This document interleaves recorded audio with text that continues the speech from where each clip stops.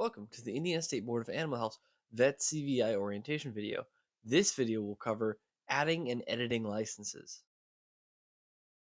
To add another state license after you've created your account, or to update any expiration dates for your licenses, you will need to log into your account and go to the My Account section.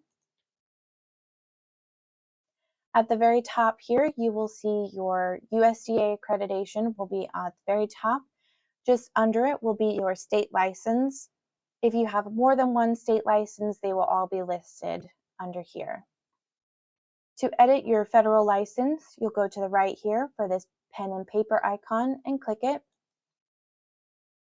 You will get this pop-up warning saying changing your accreditation license details will temporarily revoke your VET-CVI access until approved by the State Animal Health Office.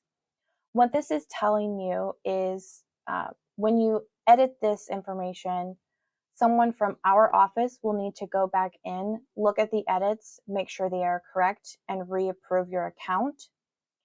So before it's reapproved, though, you will not have access to be able to create anything. So you will not be able to create CVIs, TB test charts, or vaccination charts.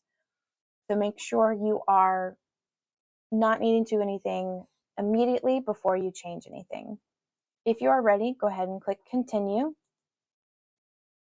This will look very similar to when you created your account. You have your license type with your USDA accreditation. If your level has changed at all, you will need to select the new appropriate one from this drop-down. Your accreditation number will not change.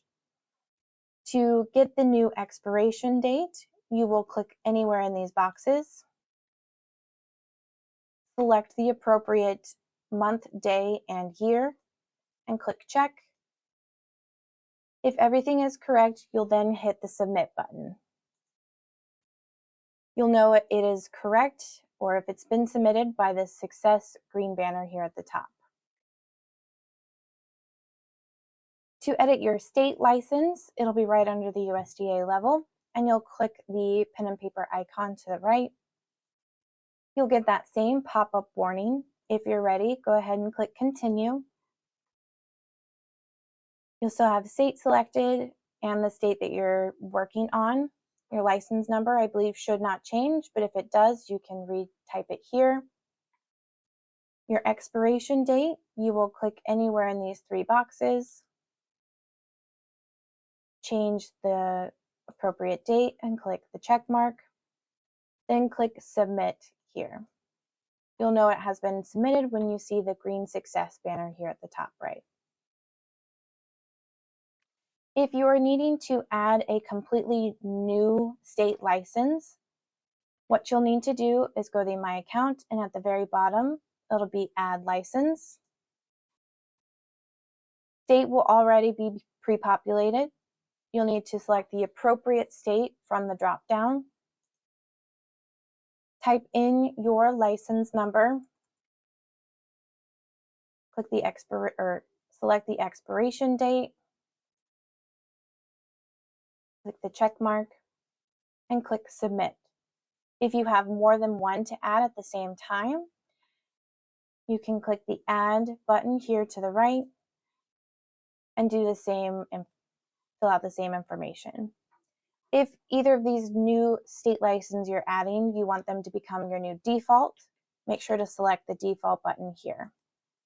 Once everything is filled out, then you'll click Submit.